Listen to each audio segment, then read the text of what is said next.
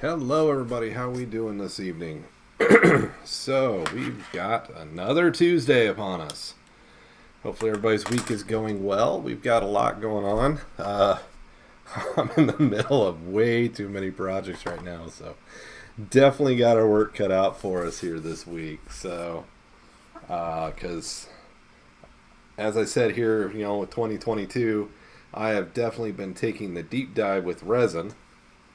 And a lot of my friends have been helping me out with that, with print requests and different things like that within D&D and different things like that. So we've been kind of definitely having some interesting issues, definitely, with printers creeping up. And we've had just weirdness all over the place with these printers. So I've got 4 resin printers in my grouping down there. 2 of them were just recently aired on the channel. The Voxlab Proxima and the Creality Halet 1 was just recently talked about on the channel. I did the unboxing videos for them. And I'll be honest, that Voxlab Proxima, other than it's a bit noisy, the thing's a beast. It has just been churning out prints with little or no remorse. I think I had the first fail today. And when I went back and looked at the model and how it failed, it was just not supported enough. So that model has been resupported and is now going again. But Creality's Halet 1. The test print that comes with the printer worked great. It looked beautiful. It's 4K. It looks awesome. Every time I tried to slice a print and send it over to the printer, I just got a blob in the bottom of the tray. Was like, what in the world is going on here? Come to find out, I thought it was something wrong with the printer, so I went through, re-leveled it. Yes, even the resin printers, you have to level the bed. I thought, maybe my bed's just not right. Everything was checking out. So I was like, what in the world is going on here? Well, come to find out, I sat down and I went to go slice a new model. And it sliced it, it generated the supports, and when I sliced it, and you don't see it till you hit the slice button, but it was raising my print up about 4 millimeters from the base. And when it did that, it created a gap. So it would print the initial base, and then nothing was connected, and hence the blob in the bottom of the print. So come to find out, after some research, if you guys are thinking about a Creality Halet 1, come to find out it was the software version that I had that comes with the printer, of all things, because the Halet 1, you can't really use Shinto Box with it. You've got to use the Halet Box software that Creality puts out. Now, there's ways to make Shinto Box work with it and different things like that. I was not prepared to go down that road after doing some research with it, but what I found was I had to not only go out to Creality, get the newest version of the software, but then I had to turn around and do a firmware update on the printer just to get this to work. And I will admit, for starting out, if this was my first printer, I would be so irate at this point. Because even I'm sitting there looking at this thing going, I know everything is right. What is wrong? And come find out, it's the slicing software itself that was a problem. Was an interesting find. So I've got that printer downstairs actually running its first attempt at to see if I can get a good print out of it other than the test print. But we've been working on some other models and different things as well this week. So the airbrush has been out in full force. If you guys remember last week, the Voyager model I was working on, got it assembled, filled in the seams, got the initial airbrush layer done on it. Model's coming along very nicely. Now that one is a model kit, not a 3D print. The 3D print did not come along so nicely. If this was a real ship, we probably would have had a warp core breach, and everybody would have died. Because for some reason, this whole section did not want to generate properly. I printed it like this. I had supports, the tip of each nacelle, but as you can even see, the nacelle is wobbled. So to me, that is part of a bigger failure, but I'm not throwing this away, because what we're going to do here shortly is we're going to cut over, and I'm going to open up Mesh Mixer, and we're going to cut the nacelle off the model right at the joints. And I'm actually going to physically, down that joint, cut this off. Cut these off and glue, or even maybe 3D print, 3D pin, adhere new nacelles to keep this model from finding the trash can, because honestly, it's a really good model. It's still a really good print. The detail is really high as we go down and look at it, that there is no reason to throw this away. So we've got to fix it, basically. So this one will not meet my box of shame. It will get fixed.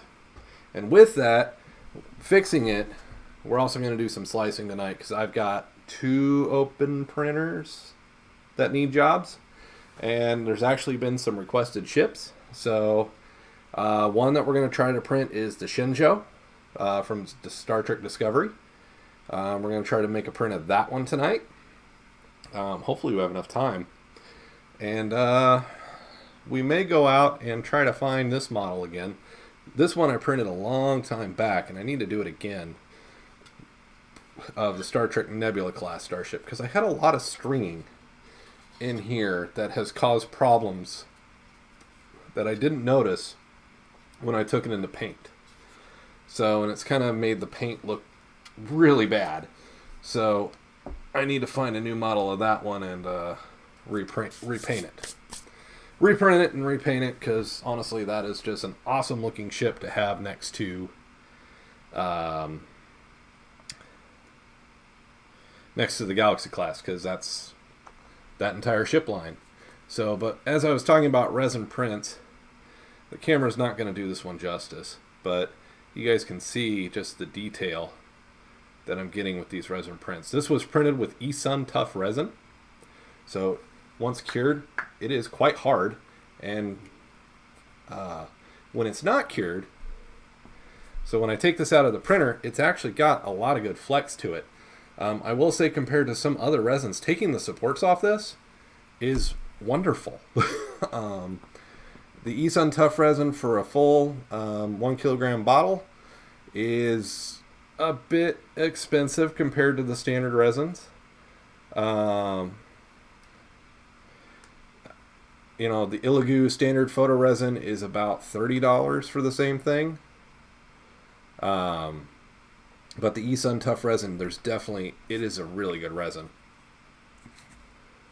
So I have the 002R. I don't have the H, but I love my R.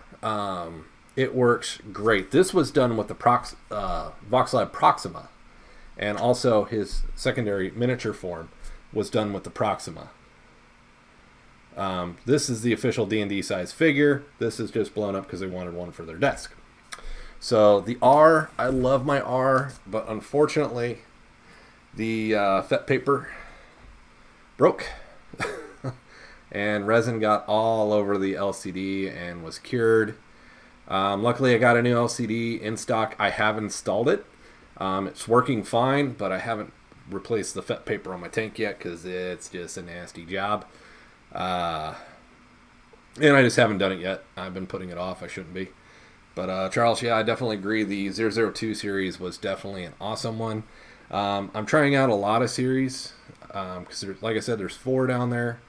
The Photon Mono X is my other broken one. The LCD is not functioning on it, unfortunately. Got to figure out what's going on there. Either that or I'll have to order replacement parts, because that is a $600 printer. That one's not going to find the trash can easily. So we're going to keep working on that one and try to get it back into fighting shape here so we can get some, well, I mean, the Photon Mono, this was about as big as I could go on the Proxima or the Halet or the LRD. The 002s, Definitely a size difference with the Photon Mono X in there, of what you can do print size. So definitely printer I want to get back into an operational state, and we'll try to get back to painting on this one today. So, but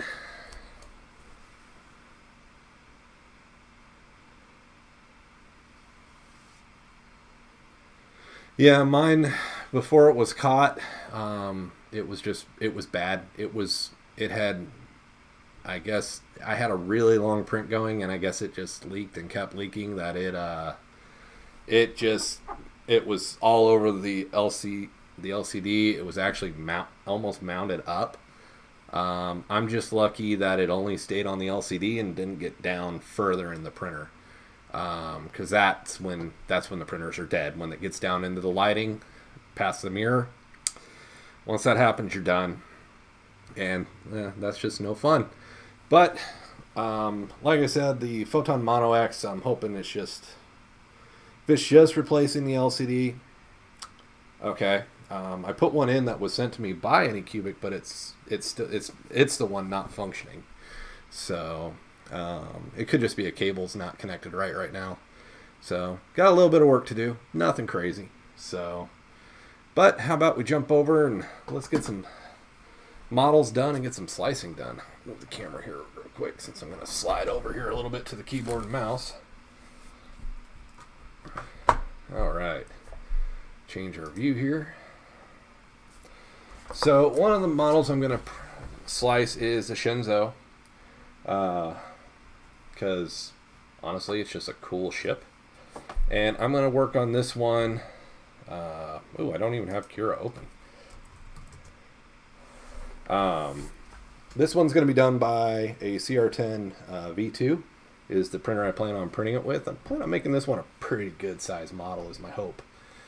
But let's get to slicing it and see how much of a terror this is going to be. And you know, it's one of those things, guys, in the chat. If you got a question about resin, ask away. Let's get conversation going here. So you guys can see the model. Burning Bridges is the one that created the one we're going to try to slice tonight. And get going on my printer. First thing we need, don't do that. We need the slicer. And that is set on an Ender 3. That is not going to work. We need a CR10. Alright, so there's our build plate. Now we need a model. And we're going to work on the Shenzhou,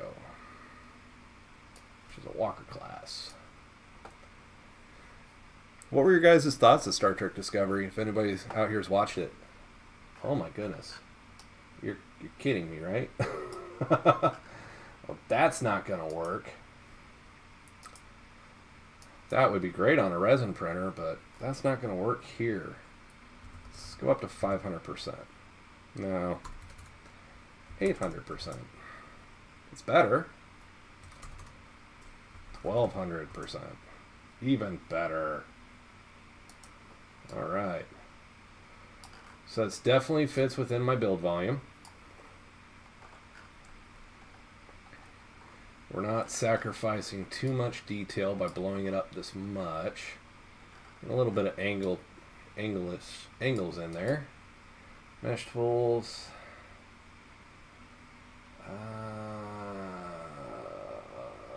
Let's check the mesh real quick. Well, the mesh is still showing good. Good. So this is a good model. And why is this a good model? Because it's actually one solid piece. A lot of times you'll find models out here that are not watertight. There'll actually be a polka dotted looking thing. The model is missing parts. I hate it when that happens. But you guys will see some cool stuff when we go to fix Voyager here in a little while. So I'm gonna add some start adding some supports, custom supports.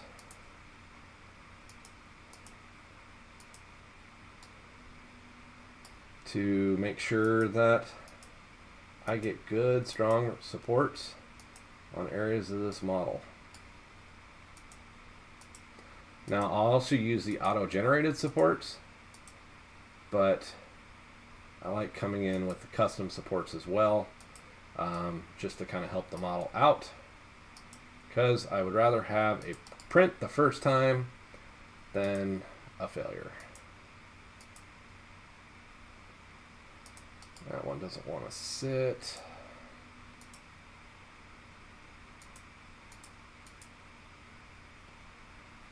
Still a little too close. Still a little too close. Ah, you're being mean. Alright. Come out here, add another one there so we get that. These fins, I'm going to make sure they generate, so I will give them a little bit of love and support. And one thing too, by what I'm doing right now, it's going to help build the raft.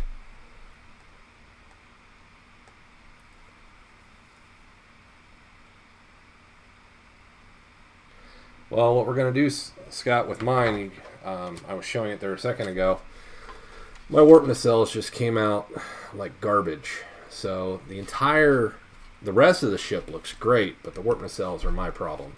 And we're going to go into Mesh Mixer,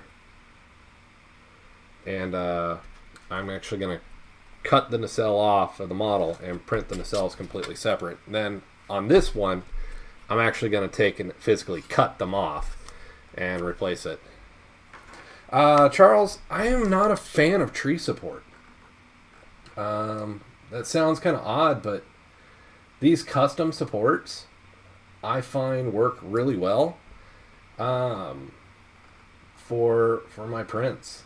Tree supports honestly kind of irritate me a lot, especially when it comes to time to remove them.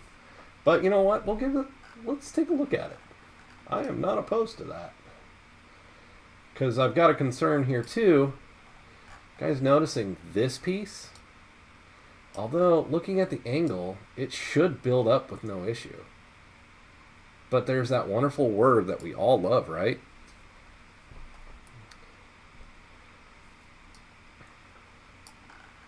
The key word of should. So, let's scroll down here. That's fine. Infill density. This is going to be a model. I'm going to do like 5%. I don't need a lot of infill. My walls are pretty strong. 215, build plated about 50. That's right for about my CR10 V2s. Oh, let's see here. Z-hop. Yes, yes, yes. Enable retraction.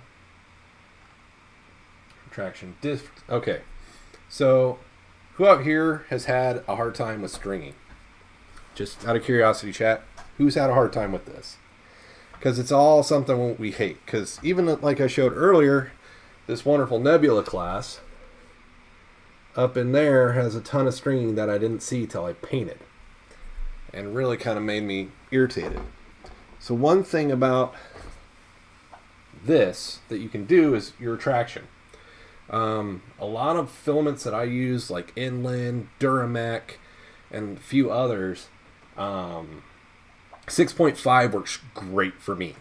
I'm in the Midwest. My basement is climate controlled where these printers live, so I don't have to worry about heat differences that much. But it's one of those things, definitely one thing to check out. And I do my retraction speed at about 25. Because that's kind of the cool thing about what we're doing right now is we're talking about settings. And settings are extremely important to get this to work. And my settings may not work on your printer, but I can make a recommendation and get you close so you can start doing a trial error, which is a great thing. So we'll go down here to Z-hop, Z-hop when retracted. Yep, Z-hop over only printed parts. Nope. Want you to do it over the other part too. All right, supports. So we're at 70% report right now, but you know what? Support structure, normal. Tree. I'm just kind of curious. Let's give it a shot. I'm curious to see what tree will look like with the custom supports. This may be better. I may just be a stick in the mud. Now, Scott, when you did yours, how did you have it on the plate? Did you have it like this, or did you have yours reversed? Or was it actually a problem with the model where it was not manifolded and the part was actually missing? While we wait on this one to slice. This is always the longest part, is the slicing. So, kind of one of those things we got to wait on and let it process, especially since I added the custom supports. Now, if you guys are curious how I did the custom supports, this is actually a plugin that you can go up here to the marketplace, and it's out there. It's called Custom Support. You can add it in, and you can adjust the size settings and all those stuff for those supports to be thin or thick. Kind of just depends on what you're doing. Ah, you did the cut in half version. Okay. Yeah, that drives me nuts when models are like that.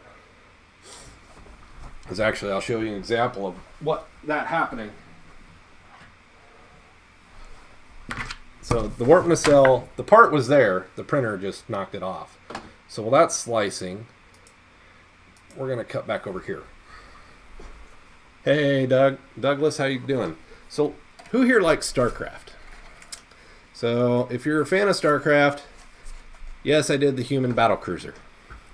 Love this print. Really good detail. It's 5 pieces put together. I haven't filled or anything yet, but it failed. It failed specifically here and here. The parts were missing.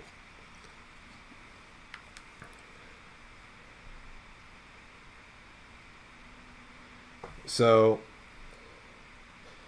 and I didn't catch it. I still have some support to take off on this one. I have not finished cleaning this one up yet. This is relatively new, but those parts missing suck. But it opens up an avenue, and I'm not going to let it knock me down here. So what I'm going to do is, you guys know those straw coffee stirrers? Well, I'm going to put some nice looking, I'm going to take some of those, cut them, and then I'm going to go through my bits box downstairs and my box of shame and look for like ends of gun cannons and different things like that, and actually make this look like there are weapons out here. And try to make this thing just look a little bit cooler than the original model. So, and guys, it may take me a day or two, but I try to put all the links to the models we talk about in the description. So if you come back to the video, or if it's just one of those things you come back and you're curious about a model, make sure you reach out to me. I'll get you the link to them as well. But this one is still very much a work in progress. Once I have all the pieces I'm looking for, I plan on doing that actual kit bashing part to this here on stream. So it came out awesome. Like I said, there's still cleanup, stray pieces. There's still supports I got to take off. I hadn't actually intended to show this one off, but we kind of just got on this topic of, you know, when I sliced it, it looked fine, but when I went to preview, whoops, it's gone. And I didn't catch it before I printed it. But honestly, I have no regrets printing it. So I'm going to set that to the side here. And the Shinjo is done, so we'll kick back over to that. Oh, all right. So, not a very long print. Preview. Let's take a look and see what it's actually doing, with even with the custom supports. Let it process here real quick. Oh my. That tree definitely became a blob.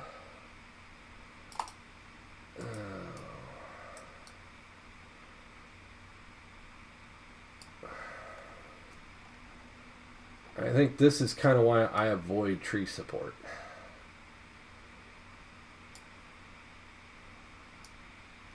Let's take a look at how it's actually printing. So that tree is actually completely hollow.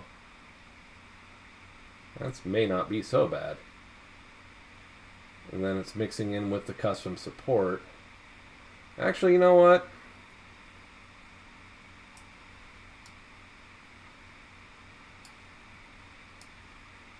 I'm not going to be sticking the mud, but I got a problem with this. Because I'm printing narrow and I'm printing high, I'm going to raft it. Why am I rafting it? Well, one, the raft expands my build plate adhesion. So It gives something more to hold on to, and actually gives something for all these parts to actually, supports and stuff, to grab onto. And that's why I prefer a raft, which means I got to reslice that, but that's fine. Some people call it wasted material. To me, if this print gets halfway up and falls over because it's not supported on the build plate good enough, well, you know what? That's wasted material. I would rather waste a little bit of material in supports and not lose my print. So I know material isn't exactly the cheapest thing. A spool of PLA runs anywhere from $20 to $40. But the other piece of this is, I don't throw my supports away. I hold on to this stuff because it can be used in other ways. And that stuff that's going to start coming to the live stream is, how can we use this in other ways? Like you guys can see from the table here, I've got Warhammer stuff sitting on the table. You really can't see it right now, but you know, I play with Warhammer and stuff like that. Well, those custom support rods are great for building, you know, debris, anti-tank pillars and different things like that. There's no real wasting it as long as you can innovate and find a new way to use the material. So it's kind of one of those things. It's the waste is, if someone is wasting material, then it's a lack of imagination. And with 3D printing, you've got to be, you want to be imaginative. The whole point of 3D printing is seeing your imagination or that come to life. And you definitely want to make sure you're doing something. Now, granted, have I over infilled a print before? Yes. And turned it almost into a lead brick. It happens. And at some points when you realize what you've done, well, might as well just keep going. So it's just how, it determines your perspective of how you look at this kind of stuff. So, and I'm glad you guys are agreeing with me. So that's awesome. Scott, yeah, you're right on the same page with me. And some people call it a box of shame, which is the term I hear a lot, because it's failures. But to me, it's the box of second opportunities. What can I make it into? So I do apologize, guys. This is kind of slow. Slicing, it's on my MacBook. I actually just got Kira actually working with all my settings this morning, wanting to do this on the stream, especially this Voyager repair. And we're going to save, though I've got my Odin 5 sitting downstairs waiting for this to be a thing. And there you can see the raft. So I think we are ready to save that one to the disk.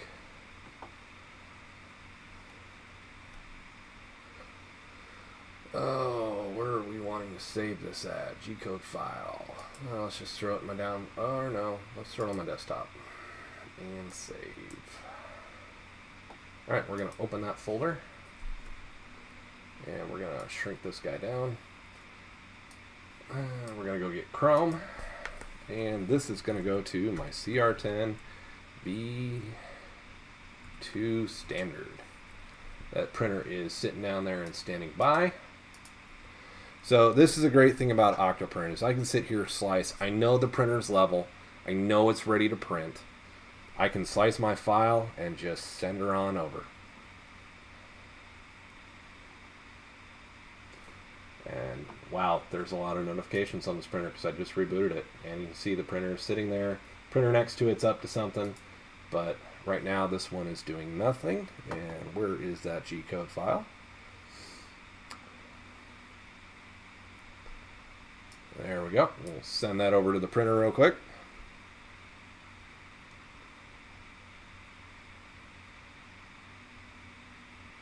Yeah, I was actually thinking of the Star Trek episode with the hand, actually, Scott. That one was kind of...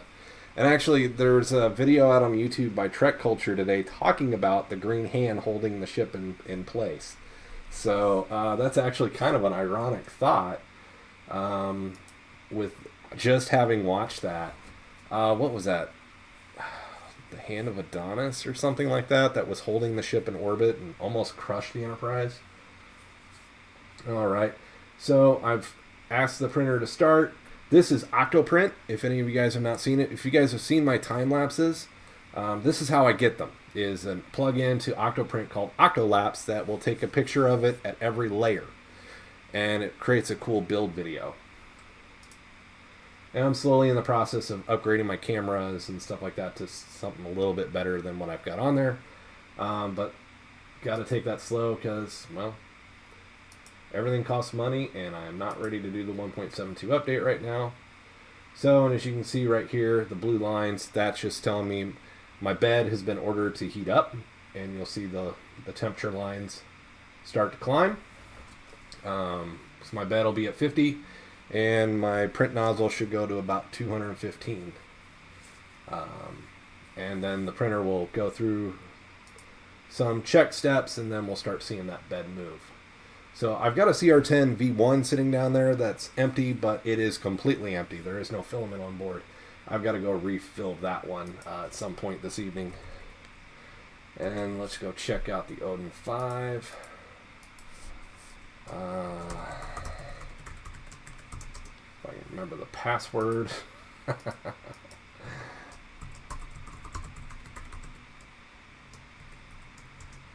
There we go. So let's go check out my Odin 5. We'll take a look at the camera. Make sure I got nothing rolling on right there. Nope, she's sitting pretty and quiet.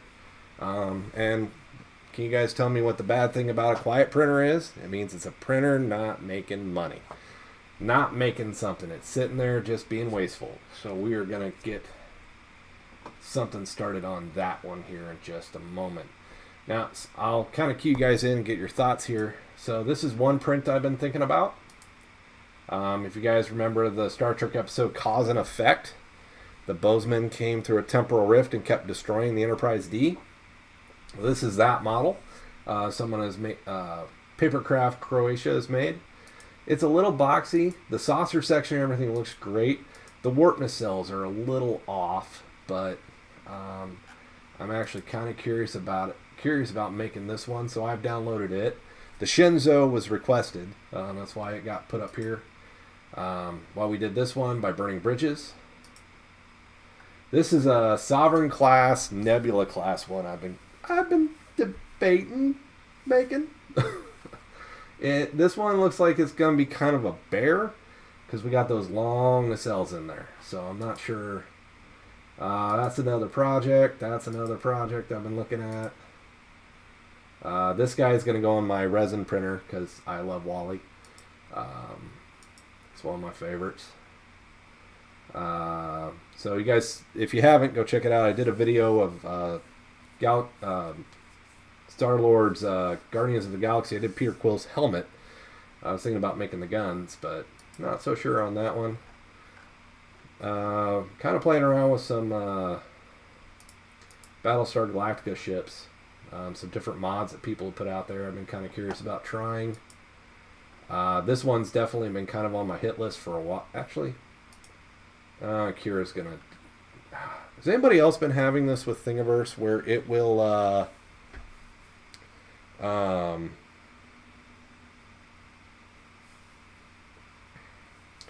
with Thingiverse where it won't do the download all? I've been running into that on almost every computer. I don't know if it's anything going on with that. So PLA over PETG for the Mandalorian helmet.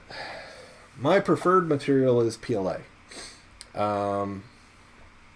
PLA printed right is pretty darn good hard material.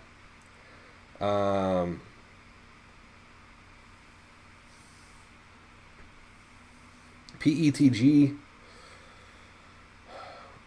I have struggled with printing it. And it's one of those things. PLA works, so I've gone with what works. One of the materials I've been really playing with lately is TPU, the printable nylon materials, the squishy materials. I've been trying to get that working because I want to try to use it to make molds.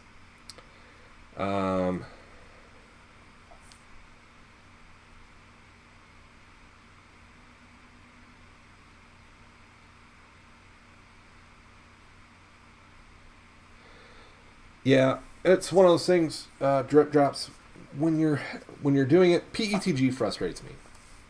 It can print beautifully with the right settings. Um, you know what? I've got several spools downstairs. I'm gonna make that an agenda this week for me. Is to find. I'm gonna Drips. What printer do you have? I want to know where to focus my attention here, whether it's the Ender style, the Odin, or the larger Crealities, the CR10s.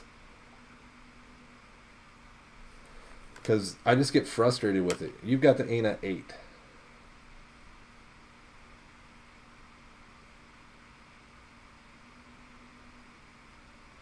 It's 220. Oh, so that bed's almost about the same size as an Ender 2, which I just happen to have. Which I think has the same similar hot end to the ANET A8. So, drip drops. Let me work on that this week. I'm gonna make that kind of my agenda this weekend, is to do some work with PETG. So I think I have 4 rolls and boxes I've never opened. So, I just go with PLA. Now, one trick with PLA: up your wall thickness. Because that'll give you a lot of strength. Like this Voyager, it's maybe 5% infill, but I cannot. I'm sitting here I can't break it. So while PETG has a little bit of flex, PLA can be really strong. Just a lot of people do thin walls and do infill. I prefer a little bit thicker walls. It just works for me. It kind of becomes a pain if you're trying to print a part that you're going to thread through, like the Batmobile I'm working on right now from the animated series. Yeah,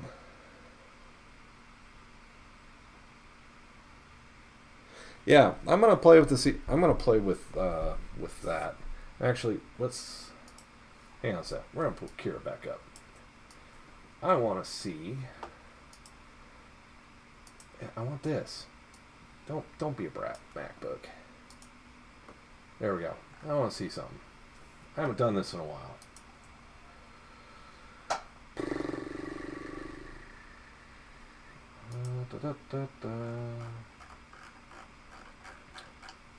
Let's go back to prepare. Because if I remember PETG correctly, you got to print hot. I think you got to print about 240 to 245 for nozzle. But bed you want to heat up. I almost want to say you want to take the bed almost up to 70 for PETG. So ABS is hard. It is a hard material. PLA is very soft compared to what ABS can be. So if you're putting something inside your car, ABS is where you want to go. Like if you're putting interior trim, it's going to stand up to higher heats than PLA, because just to get ABS to print, you have to be, I think, at like 270 or something like that. So it's going to withstand heat better. So if it's a hot area like the inside of a car can get, ABS is going to withstand the heat a lot better than PLA melting.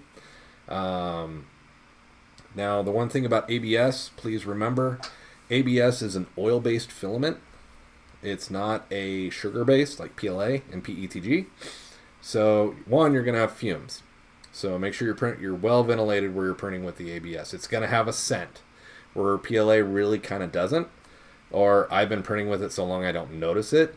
But it's kind of one of those things, kind of keep that in mind as you're printing, that ABS is definitely going to be just a lot harder. So tools, you definitely want to, if you're going to be making like a crescent wrench or tools, you want to go with that harder material with the ABS.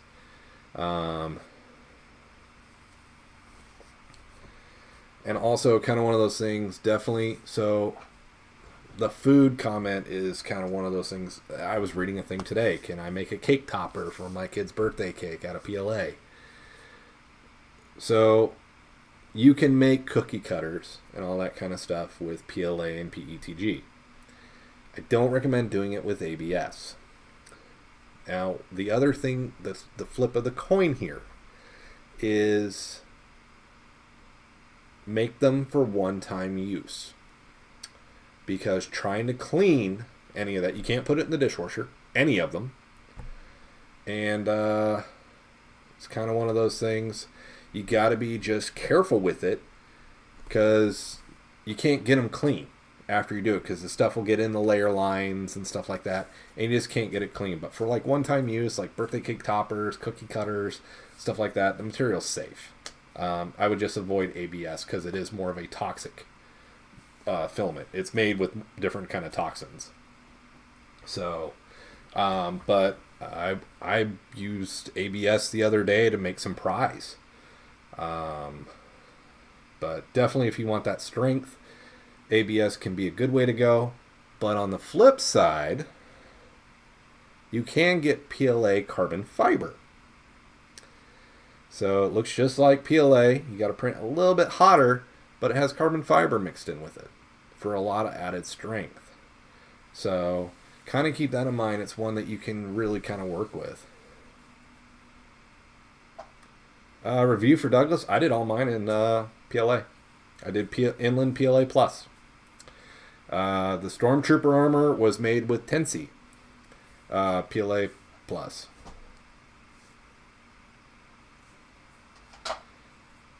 So it's kind of one of those things. It's kind of it's what material you're going to choose. Now, like, say if I were to go for Iron Man, just throwing out a caution, TPU would be very useful in some spots of that full covered body armor, like the silicone molds that you see a lot of people out there, because it will give that stretch.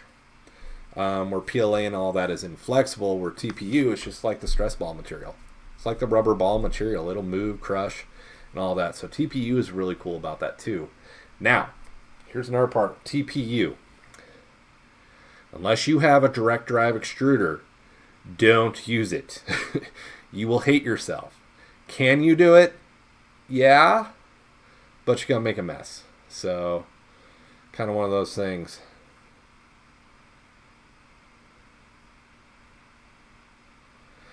Drip, I will definitely try. I was actually, one of the things I've been working on here lately, and I was trying to get it done for Friday, ain't going to make it, so I'm going to be putting something else for Friday out. It's just talking about the different filament types again. I did the initial 3. Now I'm going to kind of expand to the initial 6, or the 6 that are kind of available. I did the initial 3 because, one, I didn't have a direct drive extruder at the time, so I didn't care about them.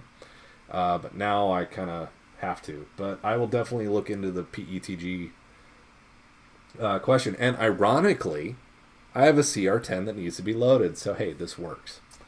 So, ha ha ha. So, all right. So we got the Shenzhou going. So I'm going to clear my build plate. And I'm going to minimize this. So we're going to go to a different program now. Because what I want to feed the Odin, we need a different program. So if you guys have not seen this before, this is Mesh Mixer. This is now an Autodesk AutoCAD product. Kind of a cool thing. But like I've been talking about this stream, we need to cut off Voyager's warp nacelles. I don't know why After Effects is doing something, but whatever. So I'm going to load in Voyager, and we're going to cut those warp nacelles off. Oh, look, that's just convenient. I don't have a MakerBot Replicator 2, but because I haven't entered my printer settings into this one, because this is a fresh install, but I don't really care.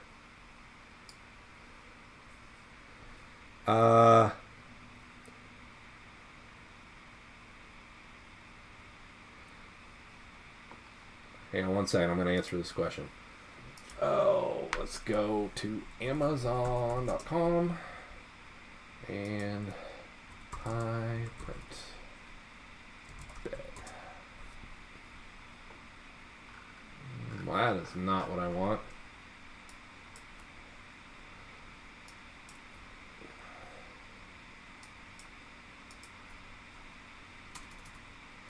Well, I mean, flexible bed, honestly, my first recommendation would be get rid of it and get you glass. But that's just me. I enjoy glass. I thought it was. Here it is. PEI. That's it. It's just pie spelled backward. Yeah, here we go. The PEI magnetic flexible bed is the one I recommend. And I don't know why After Effects just took over my screen. But like this one right here, the PEI magnetic bed is the one I recommend. Dirk, which printer are you needing this for? Is this for the A8? A8?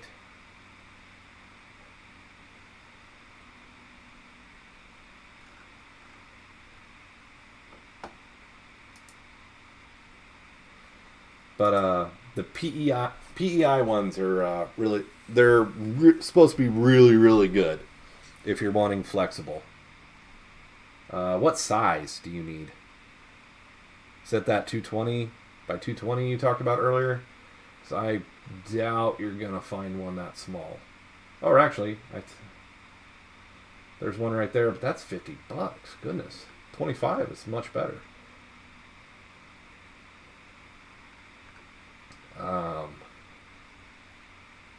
There's one for 235-inch bed. And these flexible ones, you can actually cut them. So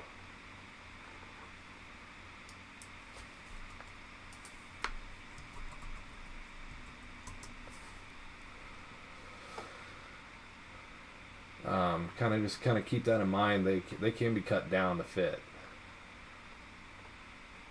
So, but be careful. Get the PEI. The magnets are really good. I've had just some of the other generic ones, and they've just been garbage. The magnet is not strong enough, and the bed would start moving around anyway. Yeah, but the Pi one should do everything that you need it to do. So, great question. Whoops. So there were definitely some on there that should fit your need. But those are the ones that I like. All right, back to Voyager, because we need its warp nacelles. Specifically, I want to cut it right on this seam. So I'm going to edit, and I'm going to do a plane cut, and I'm going to cut right on that warp nacelle.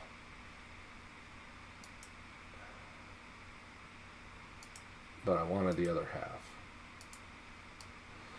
Oh. And you're going to do that to me. Okay.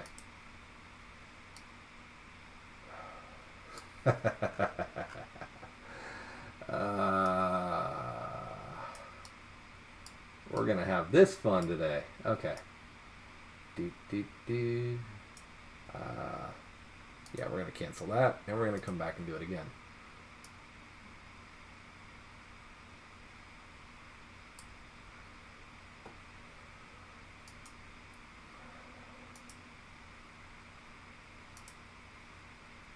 And what I did is I chose to keep both pieces. When this is done, I should be able to separate the shells.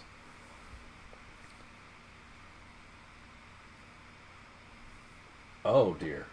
And it's going to be one of those models. But there's my warp nacelle. Cut how I wanted it. So I'm going to grab that.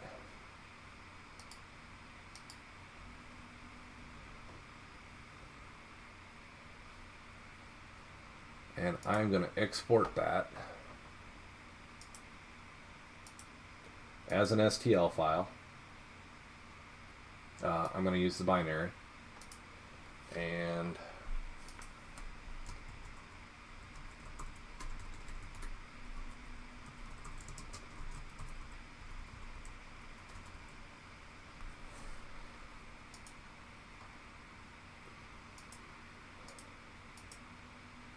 I'm going to send that to my desktop. Yeah, you can access my desktop. Oh, are you trying to go to my iCloud? Fine, you can go in my downloads folder.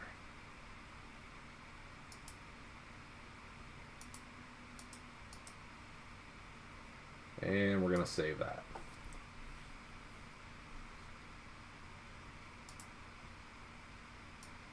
Okay, I don't know why it's doing that.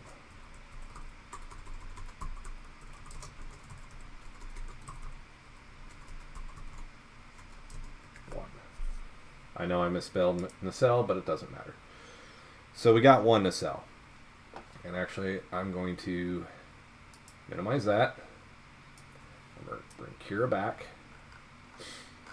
And I'm going to change to my Odin profile, because that's what we're going to use to print these.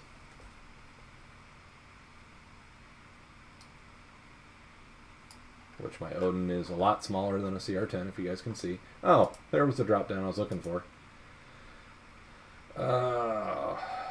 So yeah, I don't have an inland profile for PETG, but I do have a generic.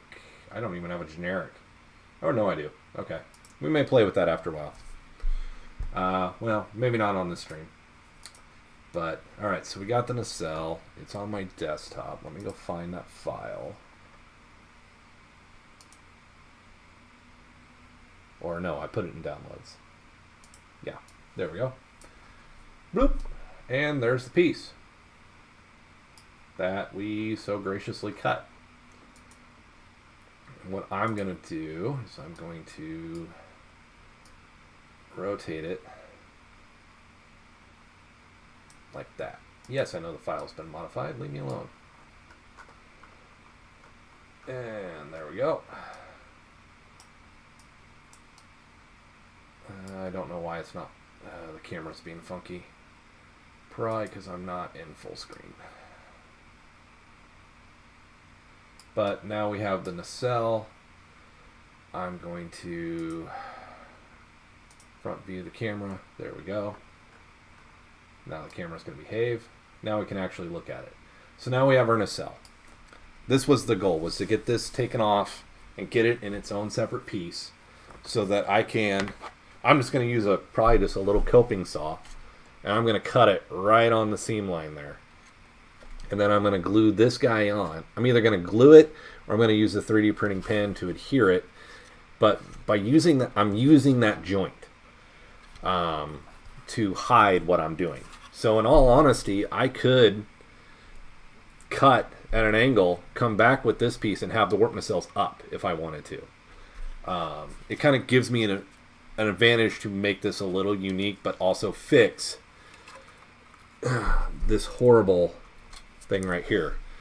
But we still have to do this one more time, because yeah, we got two nacelle.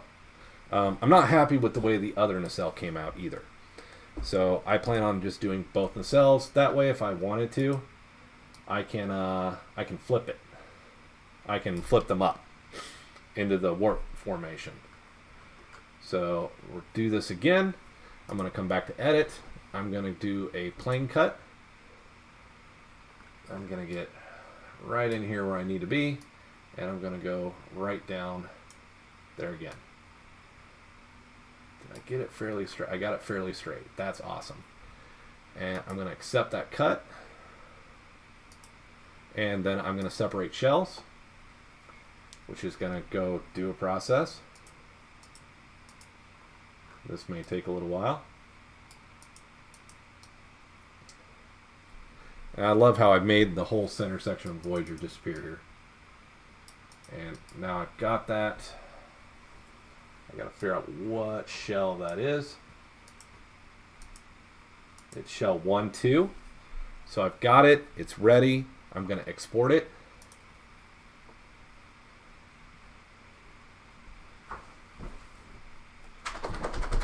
So I printed straight up and down like this. So I tried this and honestly got the same results. The warp nacelle is just... So no matter what I did. So I've resolved to cutting them off, and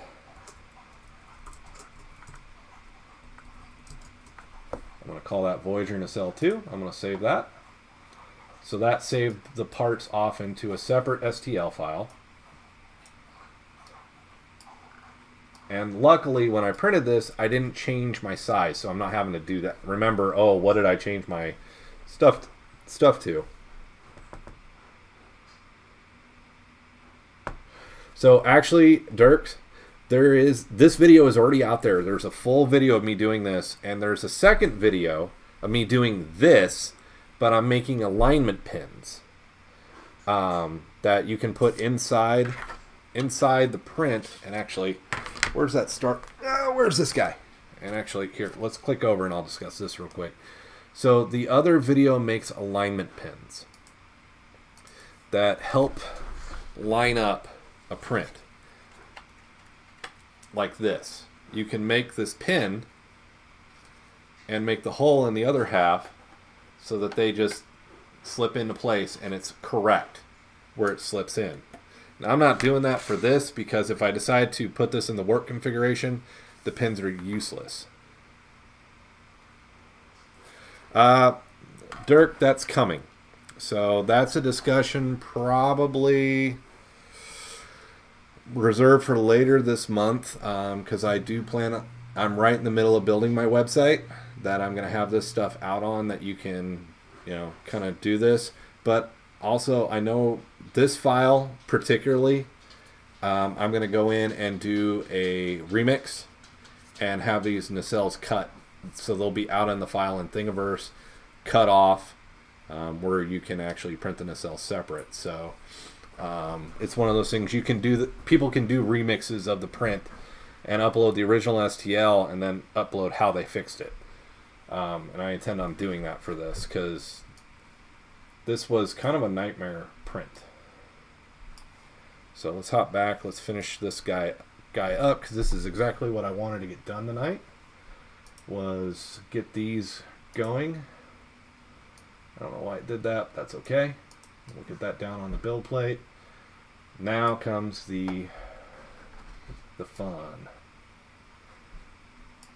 One, I want to make sure you guys are actually on the build plate.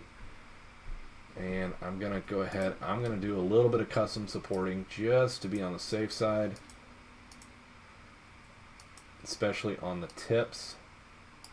This is going to be kind of a support mess, but I want the nacelles to look good.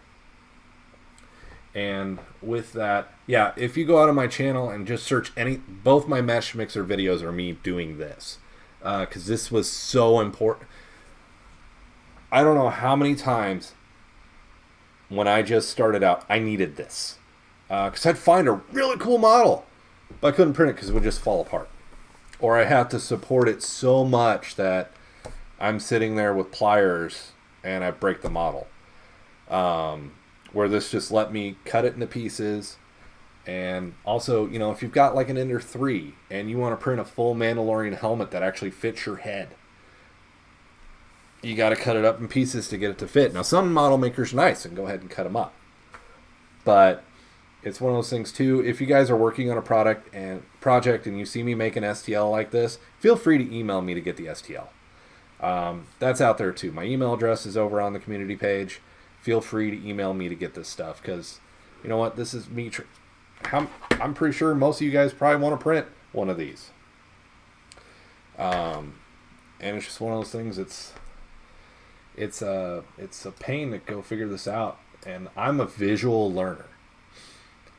I'm very visual. I have to see it to learn it. And this, so when I learn something, I try to put it out here for you guys. So infill, actually, I'm going to leave this at 10% because these are separate parts. I want a little bit of weight to them and strength. Now, here's where I was talking about walls. Let's go take a look at the wall settings. So walls, wall count, I usually do 5. That's just my preference. It's what I like. That's what I feel like is strong and looks good. So I usually up that number from 2 to 5. It's just my preference. Infill density. This is my Odin 5. It's going to be using Inland PLA plus white. So I need to bump that guy up to 215. This printer is a little different compared to my CR10s. This printer is a direct drive extruder. It's and I'll be honest, if you're thinking about starting and want to start with something not huge, this Odin is worth it. Watch for the sales. And just kind of keep an eye out there, and you will get it for a good sale price.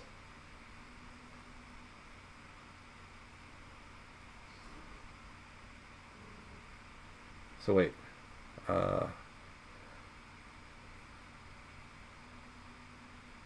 oh, from the Year of Hell, yeah. I'll be honest, I thought about it. I thought about just tearing this one up because I know in the final battle of that episode, the warp nacelle breaks off and smashes into the ship, and I was kind of like, oh, hey, problem solved. But I just couldn't. I wanted to solve this one. I wanted to make a good one because, and honestly, we're going to slice that, so we're going to hop back over because you guys, last week, if you guys were here, this one is the actual new model kit from Polar Lights. So I assembled it on. We assembled it on stream. You saw me lose parts, which I did find. I did find them. They are on here because I lost the 2 torpedo arrays. It's been primered. It's been airbrushed. Its base coat, and I'm actually ready to start painting this one. It is not glued together at all. That'll be the final thing. But I totally get what you mean by the models are expensive because I have the old, I think it's 1x650. I have one built, and I still have one sitting in the box of that model kit because they're from 1995 or something. They're old kits because actually when I look, I think I have the Maquis Raider still too, and they are expensive. They were, back then the kits were like $25. Which was, let's see, 95. I was, 14, 15 years old. That's a lot of money back then. And now they're on eBay for what? Almost $100, I think now, to get one that's not been opened. The 1000 kit, which is this one, runs, is that one almost $50, I think now? So, I mean, the kits are just getting more and more expensive. And then you got, like this guy, there's not even an official model kit for this. And it was one of the most gorgeous ships. This guy, popped up in, I'm pretty sure it was in TNG, the Sutherland. It was all over Deep Space Nine. And it even showed up in 1 or 2 episodes of, actually, at least 2 episodes in Voyager. The ship showed up, but it never got its own model kit. And this is a print, and sadly, I've got a lot of work to fix this one because of stringing issues, which is why I brought up retraction earlier. But, this is a beautiful print. And it came out really well on the first try. And I'm actually probably going to print more. So, it's one of those that, the model kits are getting more and more expensive, and I'll be honest with you, I got a shelf full of model kits that need my attention. And with that, I've got the Polar Lights, the new original Enterprise kit, the 1350. I've got the Enterprise refit 1350 kit, 2 of those downstairs, I think. Plus a ton of other model kits. I've got D-Space. Oh, actually, this one's within reach. I still have this old guy that needs my attention. The 1/250 skill kit. It's still in the original packaging. It's never been opened. And I got the Runabout. I've got the Fiber Optic Enterprise D. there's just all kinds of model prints out there that are just kind of fun to work around. And honestly, guys, I don't even think we're going to get to painting tonight. Because when I talk about that Nebula class, same model, I downscaled it to micro machine size in resin. And it is a gorgeous print. I'm actually really looking forward, now that I've got my hopefully my Halit figured out, which if you guys are curious, go check back the beginning of the stream where I have a long discussion about the Creality Halit 1 and some problems with it, and also about the Voxlab Proxima. But this was done with the Creality LRD002R. But there's all kinds of prints out there. So here's a print of the Defiant I did with the same printers. So actually, let's talk about the Defiant.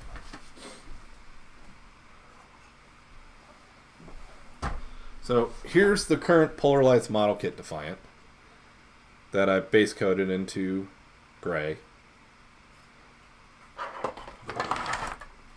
Here, Voyager, you got to share some room here. So there's that kit, and I love the detail on the kit. I decided not to do the lighting on this one, so it is just a pure paint so far. I got to start adding colors and decals, but you know, it's one of those things. Who wants a small model? And I do have the monogram kit for this, the Rebel kit, sitting downstairs for this one too, but this is 3D printed. Now the only problem with the 3D print is I don't think this is quite right. I don't think it slopes down enough, but there's a lot of good detail in this print. And a lot of the detail that's not here, I can easily pick up with paint. So stick around as we honestly paint all three of these. So D Space Nine is definitely something that's coming in here. But when you look at the ship designs, let's talk about Star Trek Picard and the Zheng He class starship. So this is one I'm just starting to work on. I've printed it. This is a great print. It's out on Cults 3D.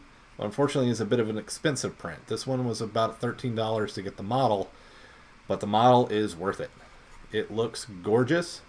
It prints really, really well. And it's got a lot of honestly, I think the model has more detail than the ship on the show did.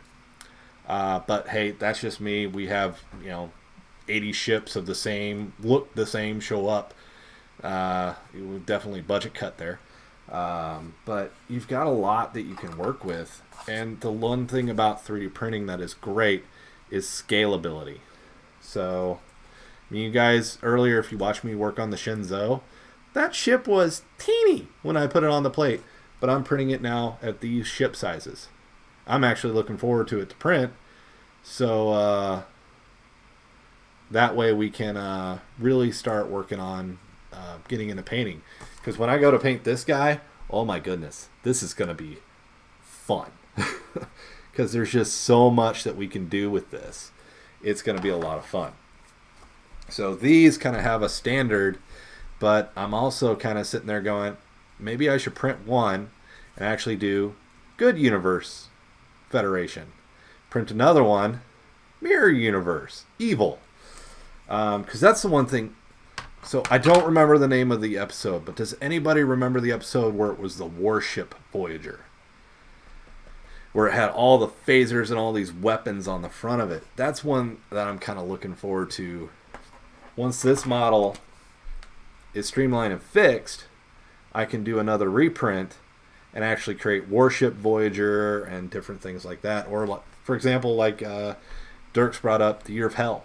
That episode where Voyager was just almost just, it shouldn't have even been working. The ship was so beaten that it wasn't even livable. So there's a lot of cool things that you can do with these 3D printers. And I mean, that's not even all that I'm working on right now. So, who are my Star Wars fans? Let's get you guys back in here, because we've got, Bandai released a model that's about the size of the engine. Yeah, we're gonna go a little bit bigger than that. I got a lot of work still to do on this because I'm still putting in the silver. But the Razor Crest is definitely, and this model is out there on Thingiverse. And if you decide to print like the 35-piece one, it's open where you can put action figures and stuff in it. I mean, how cool is that? That someone took the time to actually make it the toy worth model where all of this is open. And you can actually open the doors and it's hollow and play with it. I have not had the guts to go back and do that. Yeah, 95, I would have been 5. I was 12. That can't be right. And these models are expensive, and I can tell you I probably printed this for material, just print material. This was probably $8. $8, maybe $9. About a half a spool of filament. And I printed it just like that. Straight up and down. And, I mean, it is a fabulous looking print. And once the paint's done on it, this guy's going to look pretty darn nice. So, there's a lot that you can do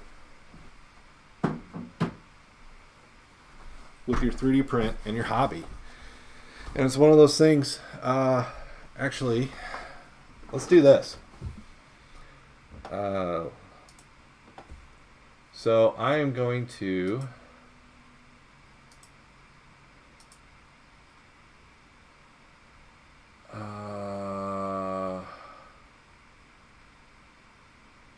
trying to remember how to do this.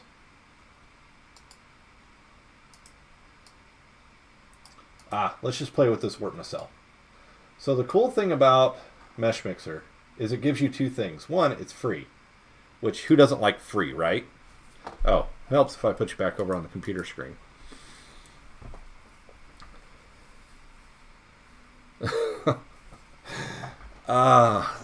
I'm sitting here cringing that I'm going to hit 30 or hit 40 in 2 years. So don't feel too old, Dirk. You're only as young as you feel. So, but with Mesh Mixer, you get sculpting tools with it as well. Now, I have not played with this as much as I probably should. But you talked about kind of creating your damage. So I want to, right now, I'm going to go with Bubble Smooth. We're going to come in on this nacelle. And I'm going to reduce the size of my brush. I'm going to pull the depth down a little bit. And I'm going to increase the strength. I'm going to go in this nacelle. And I'm going to start making damage.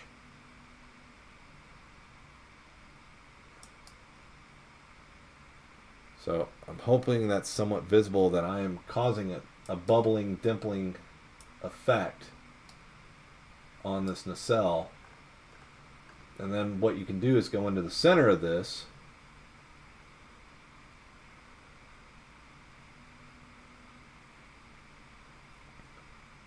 And actually there's multiple ways you can do this. But start eating away and make your damaging effects right here.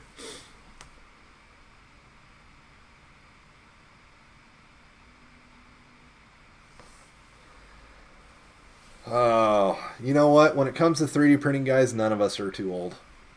Just period. Because you know what? We're getting to have fun. We're getting to use our imagination. So it's one of those things, even, I'm cringing at 40 coming. But, I only got into this 3-4 years ago. So, I have not been in this hobby. And honest, I don't call it a hobby anymore. This is kind of starting to become a business for me. But it's one of the awesome businesses that I get to make this cool stuff and paint and do that stuff all on the side. Now, granted, I still work a full, I'm not even going to call it an 8 to 5. I work full time. It just kind of depends on when I have to do things that I work. Because sometimes I'm working at night, sometimes I work in the day. So it is kind of one of those things. But you can kind of start creating that damage effect. Let's go pick this part.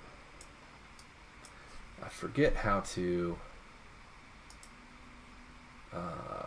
actually cut into it. It's been a while since I've done this. I thought it was sculpt.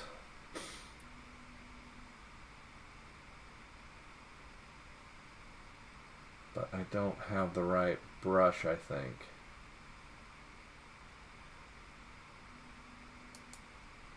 I thought it was bubble smooth.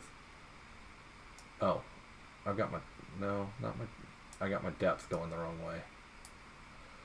So, let's pick my size back up. Well, I guess I have to work on this piece. Well, that's not what I wanted. That was supposed to go the other way. Huh! Well, we're just having fun. But there's all kinds of stuff that we can do here. I've mangled that now. But if it's going to explode, you know, put some cotton around it, make it look like an explosion. I don't know. Hey, NS, how are you guys doing? So, Mesh Mixer is a tool of many things. I love it for plane cutting, as you guys saw, so we could get those nacelles off and actually start generating them the way we need to, so that we can fix this monstrosity. And I'm going to ask the question, do you guys want me to print them and then wait till next week to actually cut them off and do it all on stream? Or do you guys want to see that or not see that? You guys have seen the model cut. Why does that look weird? That does not look supported at all.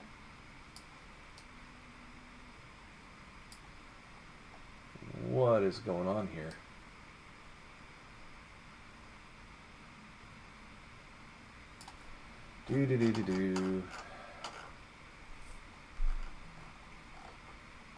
Build plate adhesion is not going to be a brim. Uh-oh, that was almost bad.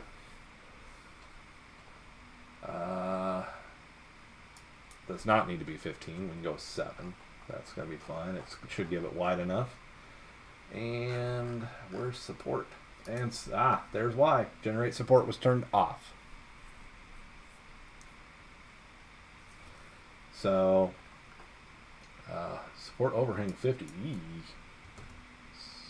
Get that up to 80. Were there multiple parts on the plate, NS, or was there just one piece?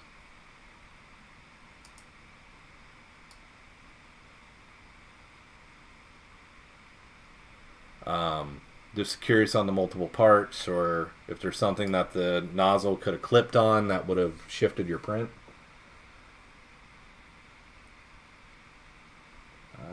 We're gonna do. Let's try tree supports. You guys have convinced me to try it, so we'll try it. Let's slice that. So, again, luckily for me, with this one, there's that seam right where the joint where the warp nacelle would raise. So I'm going to take the coping saw, cut these bad nacelles off, and print these, and kind of hope they solve my problem.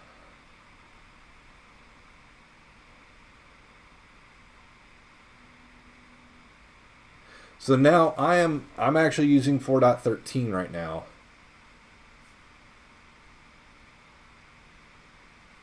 The rear disc, was it the rear disc?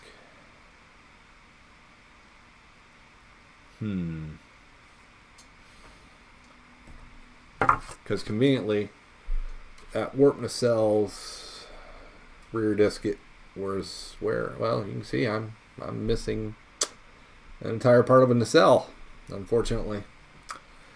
And that's why Yeah, go ahead and send me a pic on email. That's why we did this today of cutting the work nacelles off the model, and I'm going to just replace them. So that one, that looks good. That looks like I can print that, and it should pop off fairly well. The layers look okay.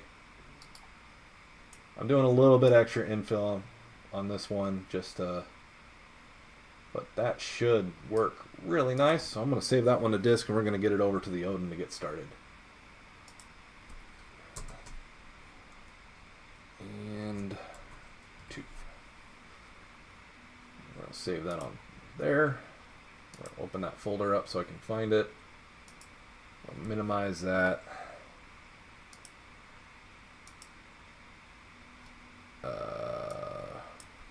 Why are we doing that?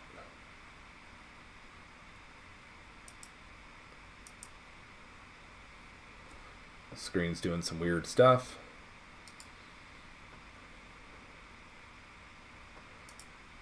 Bring back my Odin screen. There we go. There's my Odin. Let's find that print. We'll send that guy over there. And like I said, I know we had a lot of questions about PETG earlier, so I'm going to do some work on that. So there are some areas where the custom support doesn't quite make it. So I'm doing a combination of the custom and the tree support to make sure I get full coverage, to make sure that I'm fully supporting that part. So the custom supports, what I've learned and what I like about custom supports, sometimes tree supports or standard supports, they build up alongside, but they don't have good support down at the bottom either. The custom support, I'm basically putting a pole right there so that doesn't move. And also, the other reason why I'm doing it is if I didn't do that, and actually I'll show that, I need to go back to that and show you guys this. In combination with the raft, the custom support has pulled the raft out to the endpoint at the bottom of the model.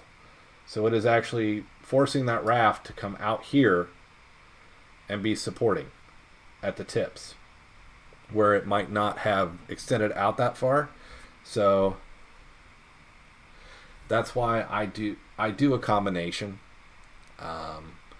But it's one of those things, I've had it where auto-generate supports will not generate a support at that point.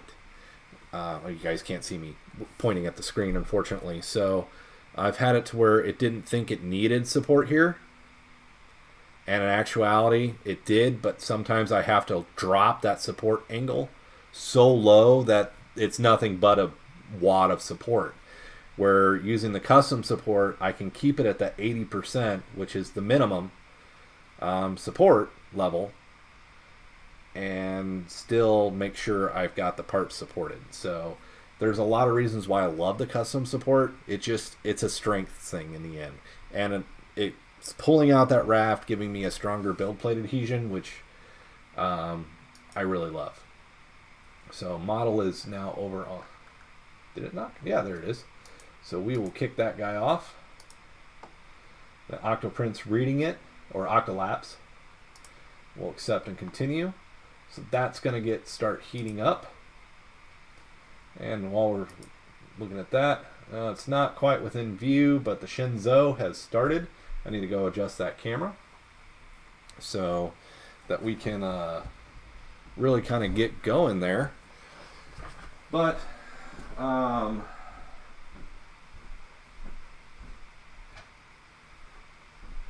there are a lot of projects out there. Now, you guys, I've done a lot of Star Trek tonight, so let's have a little bit more extra fun before we have to cut the stream off, because we are getting to 9:40. Awesome. I'll take a look at it. But how about some Batman? So this is the 1989 version of the Batmobile. Now, unfortunately, this one does not have spinning wheels. That's the only flaw to this model, but it was a really nice model out there. I just want to share that with you guys, that this is one that we'll be working on. So I'm cleaning up, and I got a smooth. How many of you guys are curious, because we're all FDM printers, has anybody tried the baby powder resin smoothing method? Anybody tried it? Just out of curiosity. Curiosity is going to kill the cat here. Jose, welcome to the stream. Wow, all the way in Venezuela. Awesome. Glad to have you here. I'm going to move some stuff off. We'll see if some of you guys answer if you've tried the resin talc method or not to smooth out your models. And I'm just kind of curious if anybody would like to see that on stream. Because basically it's taking resin, the photo resin that I use in my printer downstairs, in my resin printers to make these kind of prints. And you mix it with baby powder or talc powder. And, oh, Dirks, I got you, buddy. Shoot me an email. I got the model. Matter of fact, it's down on the printer. Hang on. It's CR-10V3.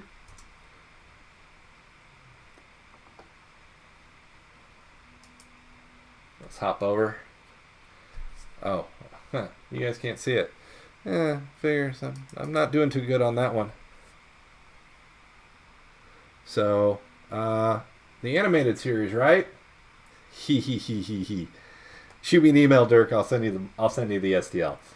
So that's a work in progress right there. So, but it definitely looks like, and this one is an axled model, so the wheels can spin. So that's my first time printing it. So we'll see how it turns out, but we can talk about it next week because it's got 16 hours left till that one's done. So, but I went looking for that one too. Another one that I've got going from the animated series is also the Batwing, but that printer does not have a camera, so I can't show you that one until it's done. Maybe we'll have a Batman stream coming up here soon, where we'll work on nothing but Batman, because I will have to paint these and get them ready. But that is the animated series. You can see that's the front half, the back half, and then I got the wheels and stuff. And in all true fairness, when there's parts like wheels, I always print a spare. I may not use it, but I may not use it with this, but I may use it somewhere else. And you never know when, because even I'm kind of doing something I don't like doing or like seeing people doing, is the multi-part print. I'm getting lucky, and I got through most of the parts, and I've just got these two pieces that it's going back and forth on. But my usual recommendation is print one part at a time.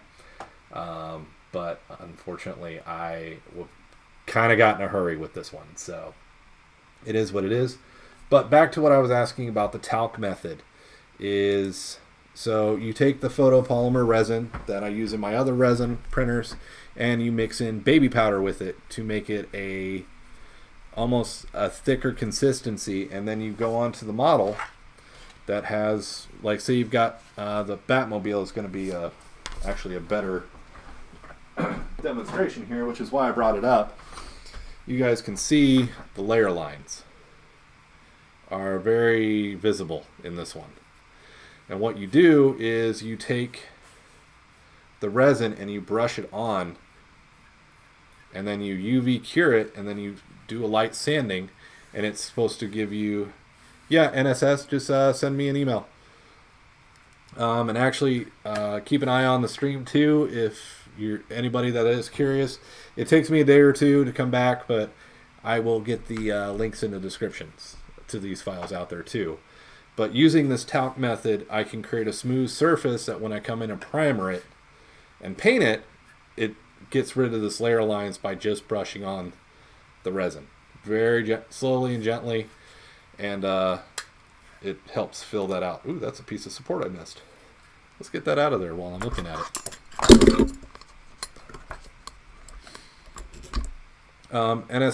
NSS, if you're curious, my email should be out on the community page for anybody to contact me. So, a lot of potential in this one. This one's kind of a bummer because the wheels don't actually spin. They're hard printed in. I'm sure we could do something about it. XTC 3D.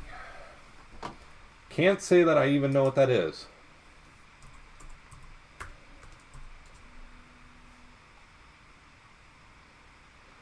Oh, it's something from Matter Hackers. Oh, I have seen this. It's essentially the same thing. So, it's a brush-on coating. You're just brushing on resin. There you're having to mix it, where with what I'm doing. So I've already got the resin printer. I already have excess resin. And it's one of those things. Ooh, I shouldn't do that. It's one of those things. I have it. This is what I already have. So I'm being very useful on what I'm already using in my print shop instead of buying another product. All I have to do is really kind of mix baby powder with it. There's no real good known ratio. You just mix it till it's kind of a milky consistency, and then just take a brush and brush it on, and then take a curing light and cure it, and then sand it down. So, and it will help fill in those lines and make it look really good. Okay, we'll keep that in mind for next week's stream. I may have to move a laptop and stuff back down to my studio site. I don't like doing liquid resin up here because just scent. Is that the XTC takes forever to dry? Because one of the tips that I can give you with doing the resin method, brush on thin, and you should be able to cure the layer in about 10 to 15 seconds of UV light, and then you should be able to brush on another thin layer. So thinness is good with this method. But yeah, we can do that for a live stream. I'm okay with that because I've got, I got a model right here that really kind of needs that help. So we can definitely do that. I don't know if I may keep it for a stream or I may throw it out for a video. Just because, like I said, I don't like bringing it up to this work area. This is where, cleaning up and painting should happen and stuff like that. So, but the XTC-3D looks pretty cool too. It looks like it's doing the same thing for the most part, but what I'm doing is basically I'm using what I have. I've seen the Elmer's glue method too. The only thing with the Elmer's glue method is I've actually seen that chip on PETG prints, so it doesn't get as good hold as it should. Where the liquid resin and curing it in place, it actually bonds into the actual plastic and is cured into the line, so it's almost like groove and socket almost. It's about the best representation I can give to it. So we'll keep that in mind. I'll either do a video or I will we'll do it live on stream. So, and I've got those parts for Voyager started, so I'll hold that for next week, guys. I may take the coping saw and cut one of them off just to kind of save some time, because I don't think you guys want to hear me sitting here with a saw going he. But hey, that's up to you guys. But I could always mute the audio when I do that too. But basically, like I said, we're just going to cut those nacelles off and we're going to hear the new ones. So, and what time is it? Ooh, it is about that time. I'm giving the 5-minute warning to where we're going to end the stream. So let's get those last minute questions in here, guys. We've had a lot of good questions tonight. Kind of one of those things. There have been a lot of good questions. I didn't work on anything other than getting 2 new ship prints started. So, because we got the Shinzo started and we got the nacelles cut and started on that. And I have a task of going and loading a printer with PETG.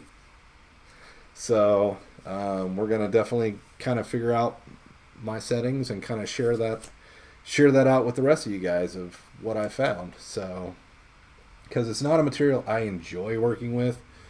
That and just the heat levels are a lot hotter. So but I'll give it a whirl and see what we figure out for next Tuesday. So, anybody got any last questions before we go for the night?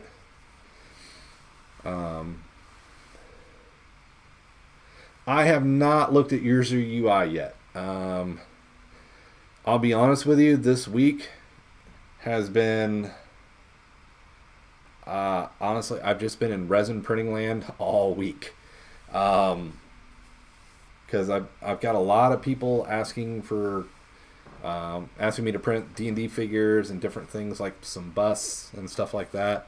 For example, like this is one of my friend, he made it on Hero Forge and asked me to print it out. This is actually 300 times the actual D&D figure size, so because that's what it was originally, the size. So and honestly, I've been delving into resin land so much this week because I had 3 printers not functioning at all out of 4. So I brought that back up to 2, and hopefully going to have number 3 back up and running soon. Number 4 is going to be a little bit more of a chore because I got to figure out why the LCD just isn't working at all. So definitely a lot going on there. So all right, guys. Well, I appreciate everybody that joined. Again, this will be a video out there afterwards. So if you've got any questions or how I did something, make sure you leave those comments down below. Also, just go on out in the video. If you're just checking out one of the videos, leave a comment hi, because all that interaction helps us get seen by more people, and it's greatly appreciated. And if you're new here and haven't joined us before, make sure you hit that subscribe button and join the channel. So, because we're putting stuff out, we're got to stream every Tuesday, and we got to stream every Tuesday at least. Sometimes we've got impromptu streams where I'm just working on stuff and choose to share. And then we've got a video usually every Friday, so on some new topic in 3D printing world. So, and this week's Friday's video may be about the Halet issue that I talked about in the beginning of the video. So, first getting that printer to work. And I'm hoping it's actually working right now. That's the first thing I'm going to do is run downstairs and see if there's actually anything on the plate. So, definitely been a lot going on this week, especially having 3/4 of my resin fleet down. Kind of makes for a rough week of keeping up with what I need to get printed. So, all right, guys. Well, I appreciate it, and I don't know about upgrade time. We'll see. But definitely got some FET papers to change out and different things like that. So, a lot of work still to get the other 2 back up into fighting shape, but they will be in fighting shape. So. But if you're getting interested in resin printing and you're curious, go check out that Voxlab Proxima. Not a bad price on that printer, and it's a little noisy, but boy, that thing's been a beast since I started using it. I've probably done 10 prints this last 2-3 weeks, and I only had 1 fail, and the fail was my fault because I didn't support it enough. So, kind of one of those things. So, appreciate you guys. We'll catch you all next week on the next stream, and I hope you guys go out there and check out the videos. Thank you, and you're all appreciated.